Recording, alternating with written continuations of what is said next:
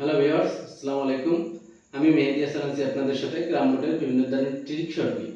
এখন আমি আপনাদের যে শটটি দেখাতে চলেছি, আপনারা দেখতেই পাচ্ছেন রেড এবং সাদা গুটির পজিশন। এই পজিশন থেকে আমাকে ফার্স্ট রেড গুটিটি পকেট করতে হবে এবং কভার হিসেবে সাদা গুটিটি হাতের নাগালে রাখতে হবে।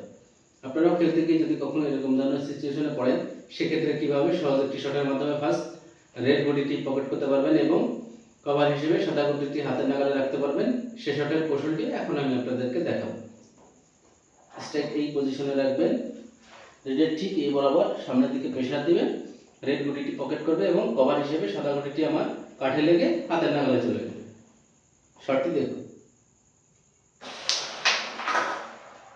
দেখতেই পেলেন ইজিলি রেড গুটিটি পকেট করলো এবং কভার হিসেবে আমার সাদা গুটিটি হাতের নাগালে চলে আসলো। গ্রাম বোর্ডের এই ধরনের ট্রিক শটের আপডেট ভিডিওগুলো কন্টিনিউ পেতে চাইলে আমার চ্যানেলের সাথেই থাকুন। আমি চেষ্টা করব গ্রাম বোর্ডের বিভিন্ন ধরনের ট্রিক শটের আপডেট ভিডিওগুলো আপনাদের মাঝে নিয়ে আসার জন্য। ধন্যবাদ সবাইকে।